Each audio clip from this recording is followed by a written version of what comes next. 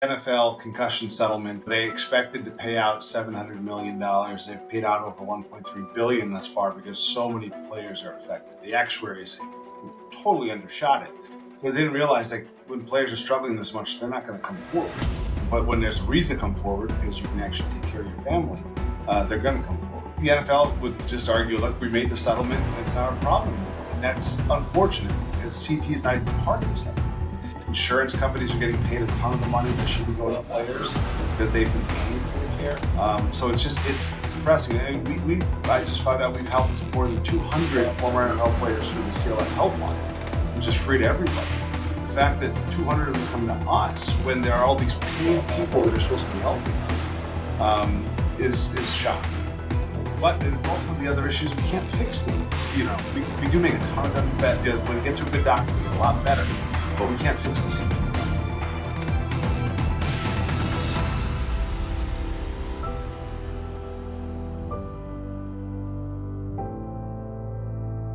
Hey folks, Bruce Parkman here. Welcome to another episode of our podcast, Broken Brains, with me, Bruce Parkman.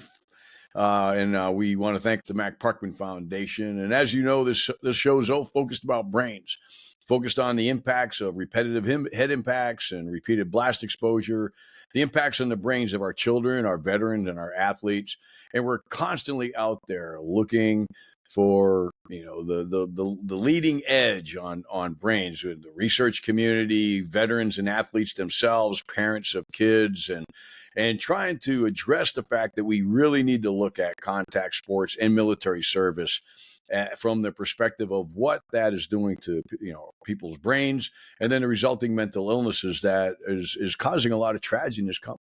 Well, on our search for people to come on the show, we have today a distinguished guest, Mr. Chris Nowinski himself, who is the head of the Concussion Legacy Foundation, a friend of our foundation from the start, way back in the day. And not only is he a co-founder of the Concussion Legacy Foundation, this is the leading organization that's dedicated to the fight against concussions and chronic traumatic encephalopathy. His name is renowned in the industry, on social media, on news. You can hear him all the time out there speaking on this issue. And he's been the leading advocate. Him and Dr. McKee have led the fight on CTE and have taken on literally everybody from the national media to the Sports Foundation. He's an all-Ivy Harvard football player that turned WWE professional wrestler, and then turned into a neuroscientist on his pathway to uncovering the problems of CTE and trying to address it in any way he can. In 2003, a kick to the chin in a wrestling match ended his career, causing him to have post-concussive syndrome, which gives him a very personal perspective on this issue itself. And through his relationships with Dr. Cantu, who's also the other co-founder of the Concussion Legacy Foundation, he was first exposed to medical research that revealed to him that concussions and brain tumors are misunderstood in this world. So then, not stopping there and being a wrestler and then now a neuroscientist, he wrote the investigative book, Head Games, Football's Concussion Crisis, highly recommended reading for all of our audience out there. And then he's now co-founded the Unite Brain Bank at the Boston University CT Center. And he's also served as a co-director of the Boston University Center for the Study of CTE from 2008 to 2014. His journey's been profiled in media, as I said. He's a subject of the award-winning documentary Head Games, The Global Concussion Crisis. And he is a prolific Xer, now the Twitter fighter, and he's all over the place on this issue. We cannot think of a better guest to have on this program. Chris, welcome to the show, sir. Thanks for having me, Bruce. Good to see you. Good to see you. Well, I know you're a busy, man. I know we see you all over the space out there. So what's going on with CTE right now? Is it in your perspective? Obviously, we still have a problem with it, but it seems like some of the focus on the aspects of CTE might be changing. Well, science is constantly evolving, but also the discussion is evolving. We went from a place where I think 5 years ago I was completely focused on getting everyone to accept cause and effect to unlock the ability to prevent this. And we were able to do that for some organizations with a paper in 2022 based primarily on Dr. McKee's work at BU, but many others around the world, showing convincingly that we've known cause effects improvement for a long time. We got the National Institute of Health to change their statements on it. NFL has changed their statement on it.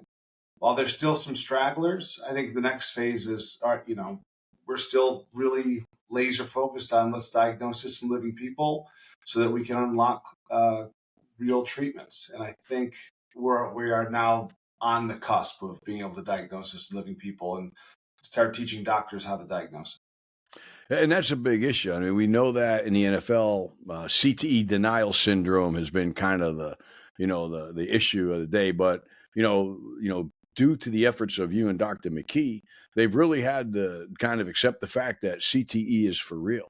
Are you seeing any improvement in the players, and the treatment of the players when they exit the NFL? And what's the NFL and other sports leagues? I've seen you, address the NHL, lacrosse, World Rugby right now is having an enormous problem with early onset dementia. So, we seeing any improvement in the treatment of the players, due to the advocacy that you've had over these last years? Not as much as we'd like. I mean, I think you're right. Like World Rugby, international soccer outside of the Premier League, they're still in denial. Although they are starting to accept that they need to be making some changes, but I don't think they're changing fast enough, partially because they're trying to deny it to protect themselves from certain lawsuits. It was my opinion. I think the best example, I just have an op-ed in the Boston Globe this morning where I'm actually commending the NFL, which I haven't done in a long time. But you did what? Yeah. They're changing the kickoff this year. They're putting Guardian helmets on in games, which again, the data's not crystal clear, but based on their data, it's fair to allow it. And I make the point that that's great, but you know what? We're not doing that at every other level of sport. Like the NFL, primarily because the NFL Players Association now accepts CT causation, they're trying to prevent it. And that the game is changing every year and it's getting safer every year. But they are a bit on an island in the sense that no one's trying nearly as hard as they are to prevent CT in their athletes. Do you think it's because they're realizing that they own football? I mean, there's no nonprofit, there's no USA Soccer. I mean, there's no USA Football. I mean, they own it. And for them to make those changes, like I did watch one of my first NFL games the other day, I said, man, they're awful close on that kickoff. Wow. They must be trying to eliminate, some of the concussive exposure that is. And then the next day I go to a local high school football game who the coach is a former NFL player, Mike McGlynn. And he invited me over because he's very much aware of this issue, coming out with his own issues. But then I see these kids lining up on both ends of the field, just like normal. And man, Chris, these kids can hit. There were so many concussive blows during that game. I was appalled. So if the NFL can make these changes, right? What is happening from going downstream? Because that's where the real damage is taking place. Right. And that, it's a funny thing because the other way to look at those changes is that it's too little too late for those players for the most part, right? Like, you have the football machine is, you got to play at least 10 years for you to get to the NFL. And some people are playing, 15, 18 years before they get in the NFL. And if that's the case, it's sort of like lipstick on a pig. That small change in the NFL is going to matter. So how do we convince NCAA high schools and youth to make those radical changes? And the answer is, I don't know, because I've been trying for 20 years. The NCAA is embroiled in so many lawsuits around this that they're never going to admit it. And then the National Federation of High School Athletic Associations put out a statement on this that I linked in this article. Go find their statement on CT, NFHS, and search CT. It's ridiculous. But they're getting really bad advice on this. And they're basically saying, look, we only have them for 4 years. So if they, it's sort of like saying, if we got CT, it's probably not our fault. It's probably before or after. For me, that's a big lack of character issue. Like, football is supposed to teach character, right? Like, just because you only owned them for a portion of their career doesn't mean you aren't responsible for who they become and how that happens. And so, I don't know. So I enjoy trying to fix football because I feel like I bled enough on that field to talk about it, but I'm disappointed thus far. Other than the NFL Players Association fighting for themselves. and the NFL's doing some innovative things on top of it. And if they're going to improve the safety of football, even at the professional leagues, they should be improving how they take care of these players. I mean, obviously they're making these changes because they're aware there's a problem. I mean, you would not shorten the kickoff distance if you weren't trying to prevent an issue. So therefore, you've admitted you have a problem, and that problem is concussive trauma, subconcussive trauma, and eventually a CTE diagnosis.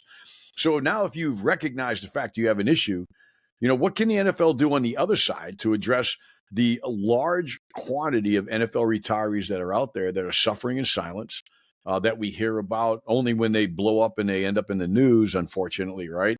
So we and you and Dr. McKee have demonstrated through the Unite Brain Bank that we have CTE is only found really in contact sports victims, right, or anybody from domestic abuse, but you don't find this in your average civilian, right? Yeah.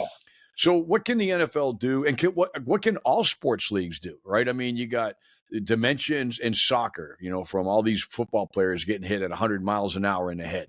You got, rugby, you got lacrosse, you got NHL, you got wrestlers, right? Much like yourself and other, Diane, the young lady that took her life, I think it was last year, and we had and my son, wrestler, right, full-time wrestler. So but at the NFL, I mean, at the level, if they're going to lead the way in safety, how do they lead the way in treatment? What can they do? Yeah, that's I don't know if we're going to solve that problem, right? So the NFL concussion settlement, they expected to pay out $700 million. They've paid out over $1.3 billion thus far because so many players are affected. The actuaries totally undershot it because they didn't realize that when players are struggling this much, they're not going to come forward.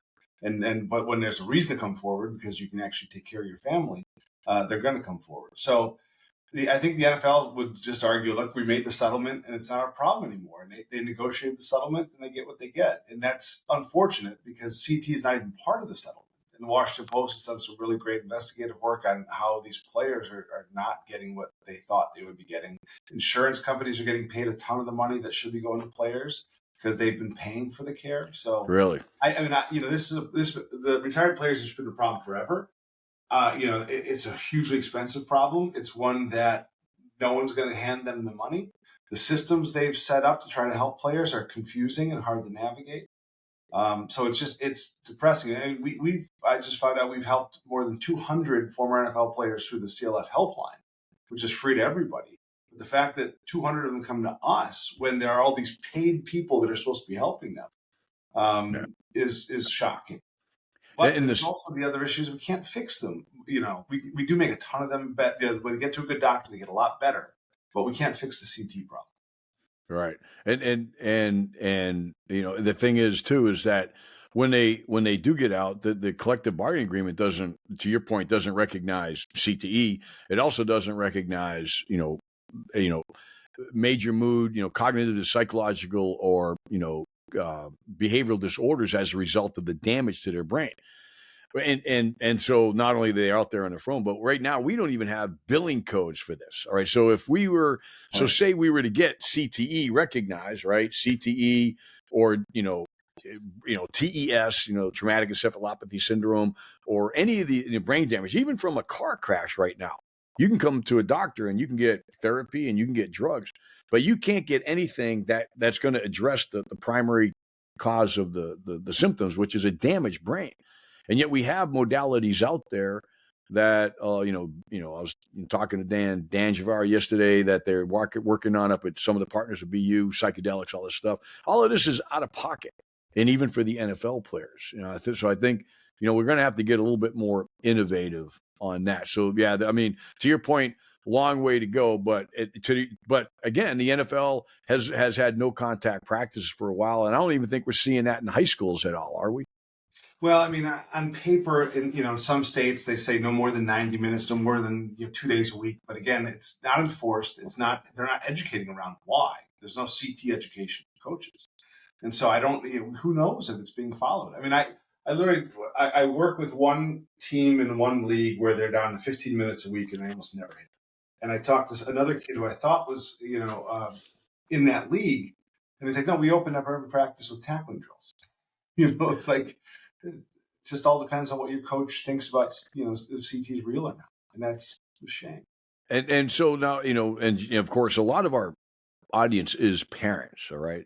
Can you please explain to them, why this is an issue? Because I don't think there is, there is no safe amount of tackling that can be done.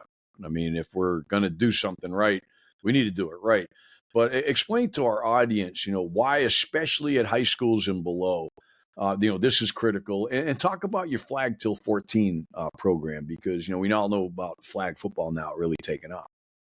Yeah. So, all this discussion and battles of the NFL has really been more about how do we make things brighter for the 2 million kids playing youth and high school football. Because what's happening to NFL players is sort of the tip of the iceberg, because they've played longer and taken more hits than what's happening to a subset of youth and high school players. And so I think our mutual friend, Dr. Dan Danshvar, has done some great publications that have helped put some numbers to this. And the idea is that when you're in youth football, the average kid's taking 250 hits a year that average 20 or so Gs per impact. And it's very similar to what college players experience. And high school players actually take more acceleration to the brain than both of those other two levels, according to all these sensor studies. Wow. And so if you're playing football, especially in certain positions, take more hits, you could be, walking out of high school football with, especially if you're both ways, more than 1,000 hits a year. And that stuff, every hit is increasing your risk of CTE. And so and of concussions. And then I just did an interview on concussions for, talk about for doctors. And what we got focused on was, look, the youth coaches don't think they're getting concussions in their kids. And part of the reason for that is because kids can't self-report because they don't understand it. All the tools we use to recognize concussions, like, hey, they walk to the wrong huddle, they forget the plays, they don't know the score. Like, kids don't know that stuff anyway. There's no athletic trainers there to spot the concussions.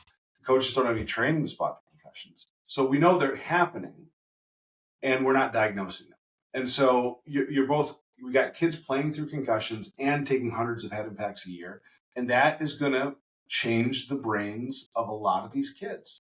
And even if they don't get CTE, we're talking about white matter damage and all these other things that we are learning how to quantify to show, no, this is not the brain they walked in with. This is a different one, and that's going to make them different, and not in good ways. And so I think that, the message to parents has just been look, I know we want our kids playing sports, but the football specifically is not trying very hard at all to protect your kid. And talk a little bit about that damage in the brain, right? I mean, because that's what, I think the parents are starting to understand is that, all right, I know that the concussions are not good. Well, we've been focused on concussions for a long time. Okay, got that. But I was surprised, we'll talk about this in a little bit, but Florida doesn't even have a concussion training program for parents right now, which is something that we're working on with the state right now. But so what's going when the kids have these hundreds of blows, right?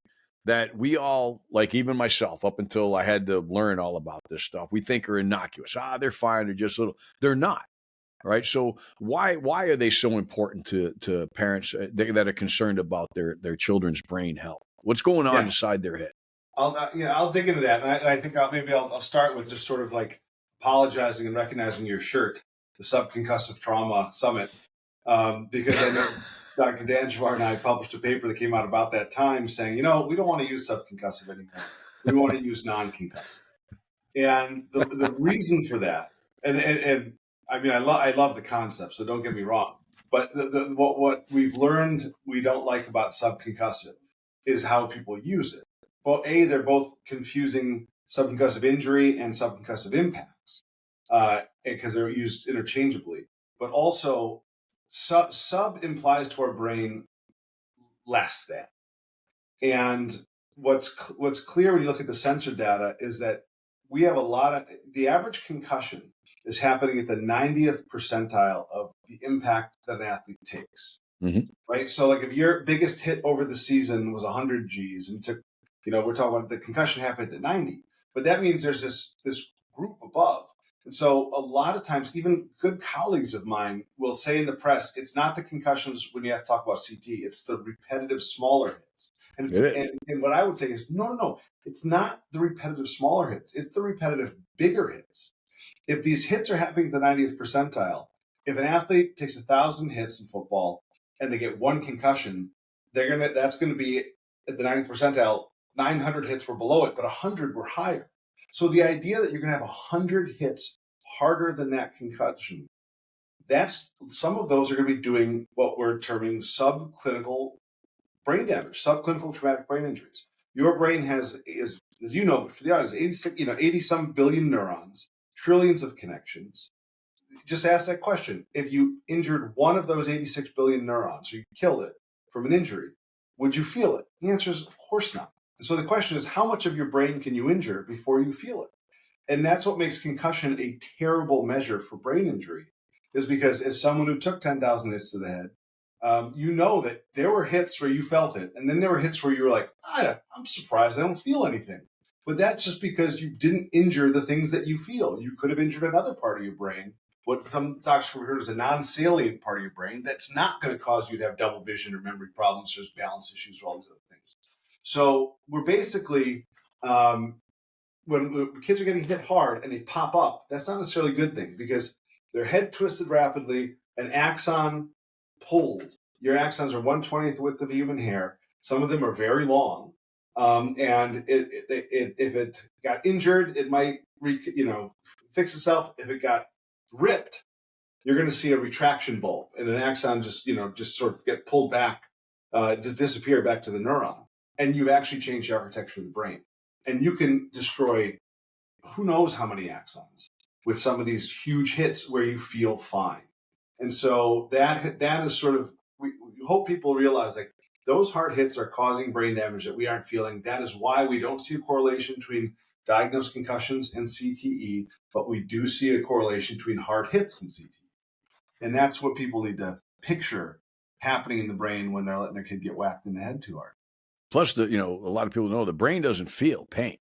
Right. So you can tear those things up, and then you got the whole issue of neuroinflammation, which after a certain amount of time and the continuous repetitive impacts, it starts feeding on the brain itself, and it causes more damage at the molecular level. So there's a lot of things that parents don't understand because of that, and whether we say subconcussive or non-concussive, we all are on the same page. There's a lot of hits taking place that aren't concussive, and that's the root cause of the damage, and that's what you cannot prevent in football. So let's go back to these Guardian caps. Okay, I've taken a look at these. All right.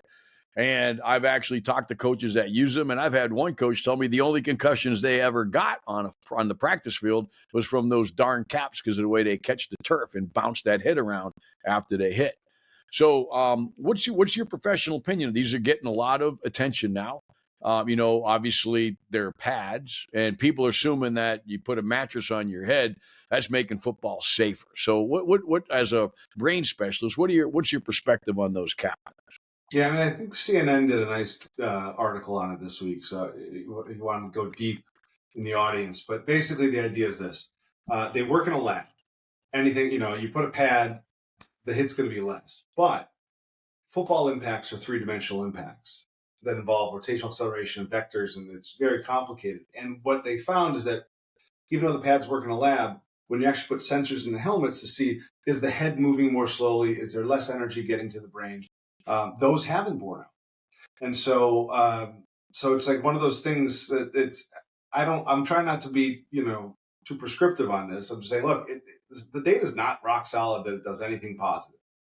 But there's also some people I respect who do believe in them. And so I'm just saying, if you have unlimited money and you want to give it a try, the downsides we were worried about, heavier helmets, bigger helmets, more impacts, haven't really borne out.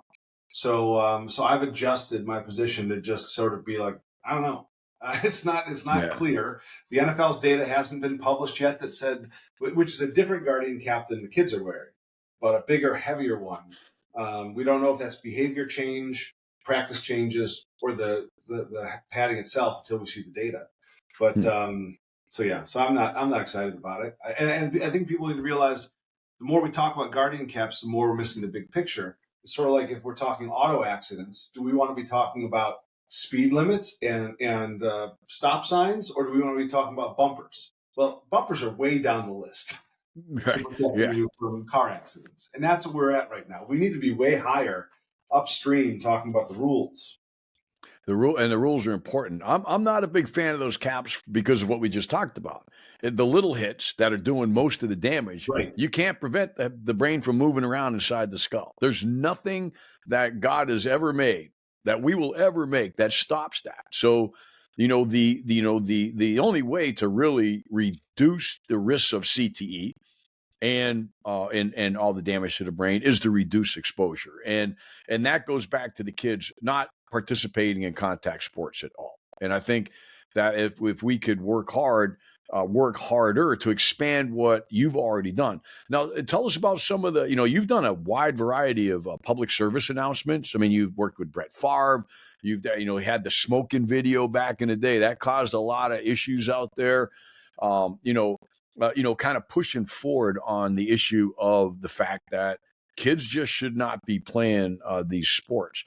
How effective has that been to date, and what else can we do as a community to get this word out there? Because the CDC still doesn't list really repetitive head impacts as a significant concern. We can't get anybody from the parental communities to really adopt this, as a parental concern.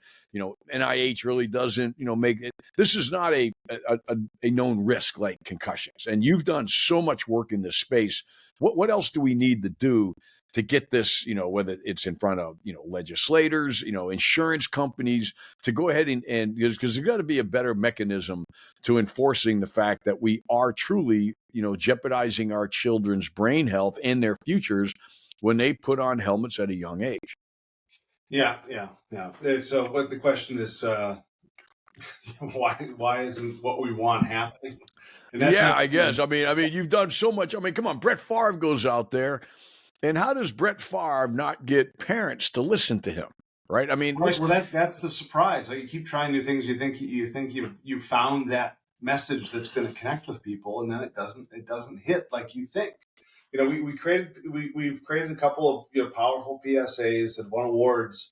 That basically, we don't have a lot of money, so we can't pay to have them everywhere. That can't get them on TV. But we get that they're provocative enough that they get news coverage. So the Brett Favre one debuted on the Today Show, and the smoking one was covered in all the news programs because it created of kids smoking on the football field and making that connection that both those things are bad for you. And I think part of it is like you got to keep trying and refining the message, which is hard. And then part of it is science changes faster than people.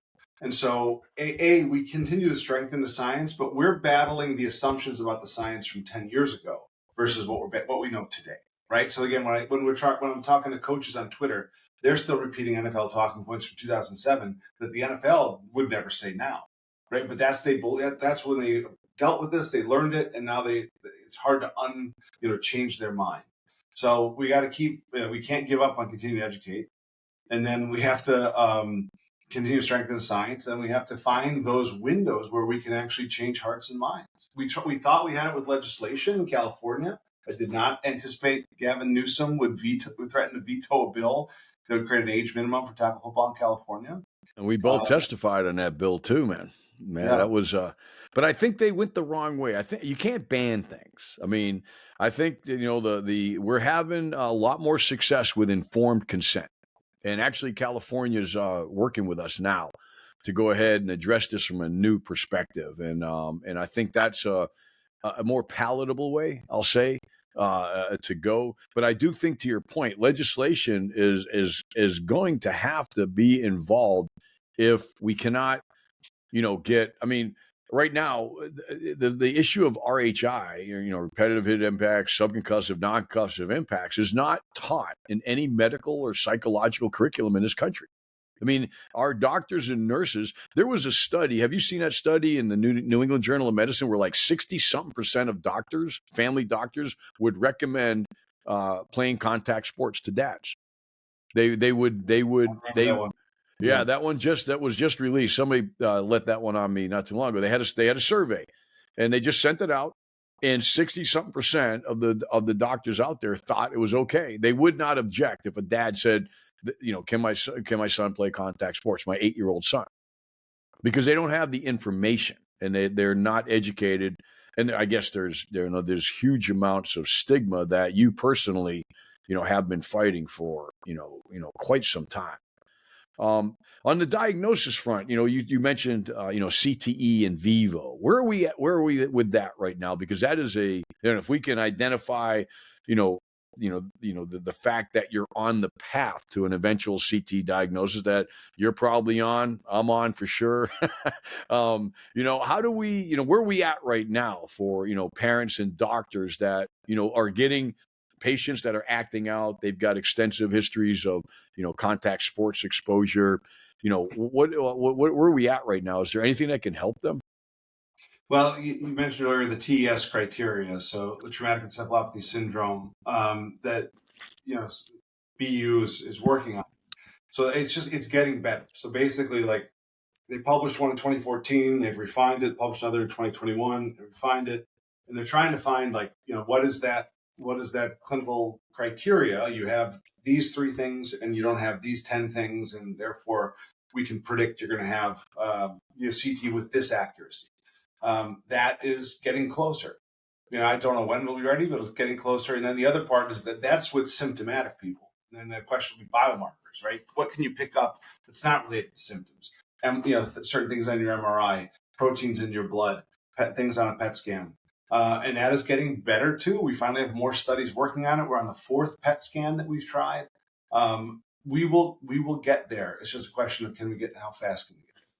And what's the PET scan showing? I mean, they showing they give it, because I think the big part is once we have diagnosis, we can move on to the next problem, which is we have no billing codes, right? We can't cover treatments right now that can heal the brain. So because I've heard of fMRIs and DTI scans and SPECT scans, but PET scans are new. Are they showing? PET scan is the one where you can definitively bind to the tau protein that is the diagnostic criteria for CTE.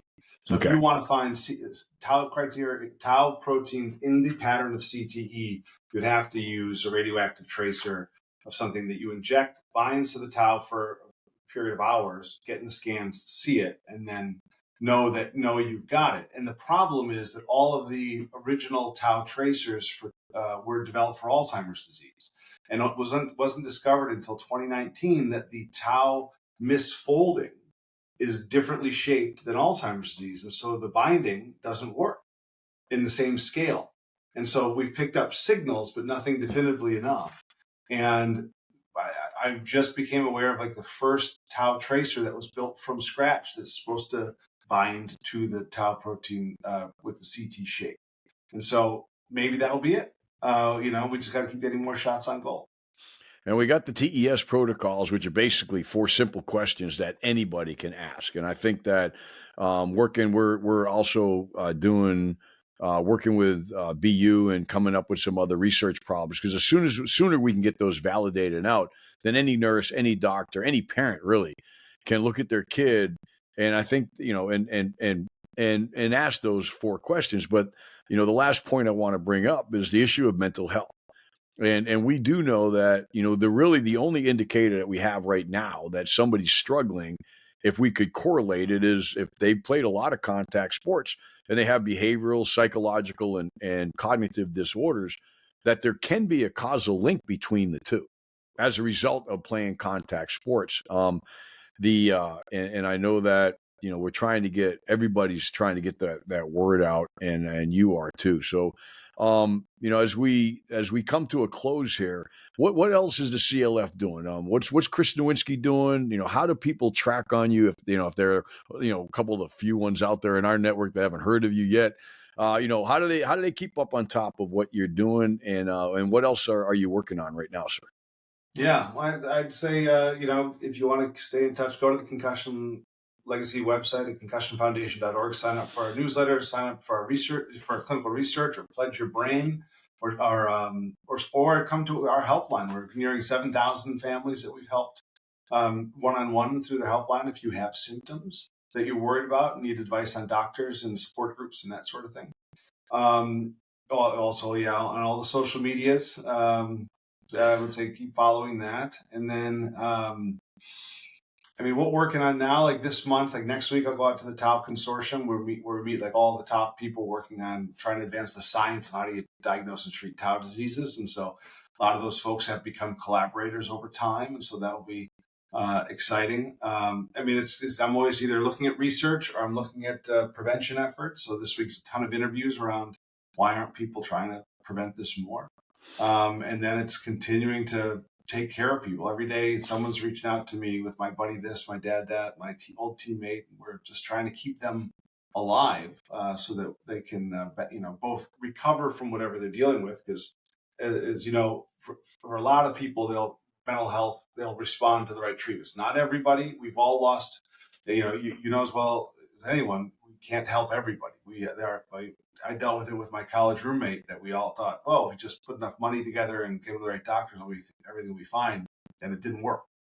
And he passed away with CTE. So it's just a constant battle to fight on all three of those fronts: prevention, cure, and helping people now, so that we don't have keep losing people. And folks, just so you know, I mean, Chris Nowinski's organization was critical in our own tragedy when we lost our son. They were the ones that responded to our call after we met with another stopct.org that led us to Boston University, and the eventual understanding of what took our son's life. And we cannot thank you enough for the help you do there. And we do refer and recommend that if anybody has is acting out, suffering from mental illness, and that has played a lot of contact sports, and even soccer is a contact sports, you start hitting that ball, then you should be reaching out to the Concussion Legacy Foundation, because they are, they have an amazing network of experts and type of specialists you need. Chris, can't thank you enough for coming on the show. Really appreciate the time, the efforts that you're doing. Look forward to continued collaboration. We'll have our conference in DC next year. Hope that we can kind of get your timetables linked up so you can come down and lighten us up and tell us what's going on. Best of luck in all of your endeavors with CT, the research, and just the advocacy you're doing. You are a warrior in the space, and we really appreciate your efforts, sir. Appreciate it, Bruce, and thanks for all you do for CLF and all you do for BU and everything. Well, we'll keep it going, sir. You take care, and we'll catch you soon. Catch you again. Thanks, Bruce. All right, take care.